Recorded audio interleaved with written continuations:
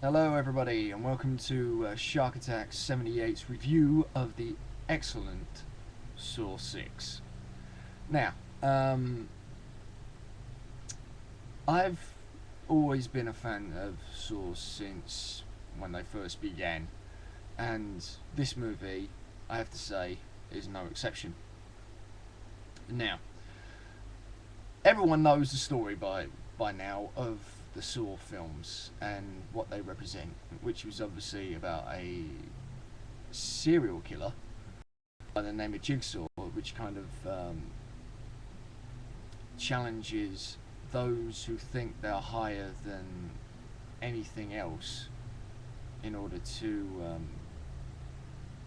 basically teach them that they are not higher than anyone else and that they do have their flaws. Now, Jigsaw has always explained this, and every time he's put them in the traps, he's counteract what they think they're good at and shown them their flaws. And with 6, no exception. Now, this time it's kind of a bit more random than the others.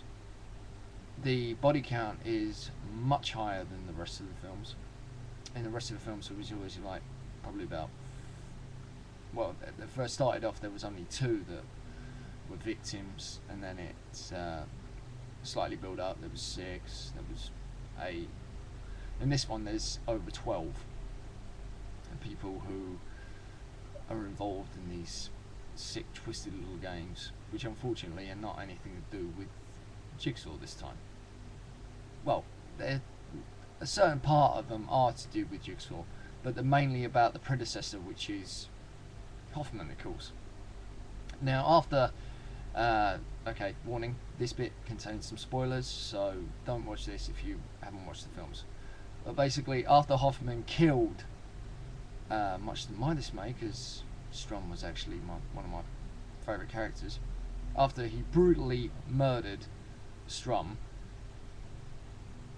there was he thought that there was nobody around that was going to implicate him or think that he was anything to do with Jigsaw. However, the FBI have their doubts about Hoffman, and this is brought to light in this next installment. Really, the installment is about an insurance company who don't really pay out goods or money to people who are terminally ill because they see them as a liability. Now, obviously, Jigsaw himself was dying of cancer during 1, 2 and 3, and it shows him that he went back to this insurance company in order to ask them for money or to basically be covered for this operation, this newfound operation that he was going to have for his cancer. And the protagonist, which is William, played by Peter Outridge from Regenesis, basically doesn't think that these people are worthy of the cover. They feel their reliability, so Jigsaw decides to teach him a lesson. And so he involves him in a brand new game where most of his workers are put in traps, and it's up to Peter to save them, but he can only play to save certain ones. So, as Peter said that he had the choice between life and death, Jigsaw decides, well, if you want the choice between life and death, then so be it, you shall have it. And now, in this installment, William, who's the main protagonist and also the owner of this insurance company, who came up with this idea about people being liabilities, goes through a series of tests where he has to decide about these other workers' fates. There's a lot of gore in this one. There's quite a few moments that will actually make you very squirm in your seats. If you were squeamish, don't see this film, because there's a hell of a lot that I didn't expect I was going to see. I mean, I thought that not all the gore is quite as graphic as what it is in this film, and this kind of goes like the whole hog, and it shows you exactly everything was at Hoffman's disposal, and also the capability of what Jigsaw can and will do if he has to. As with this, of course, you've got the great twists.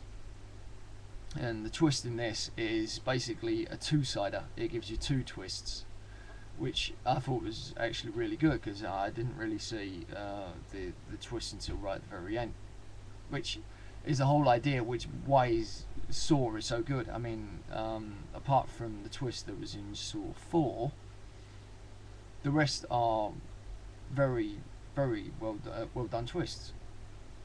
Oh yeah, everyone's saying, oh, they're predictable. It doesn't really matter. So what if they're predictable? It's just the fact that you're basically waiting for this. I mean, if you turn your brain off, I mean, you don't necessarily have to think about Saw, because if you do, then it kind of spoils the plot.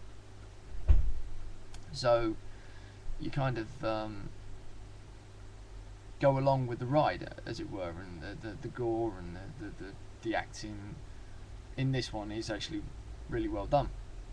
And of course, there's obviously people that are at each other's throats, which Jigsaw uses that to his advantage. I suppose it's kind of like a certain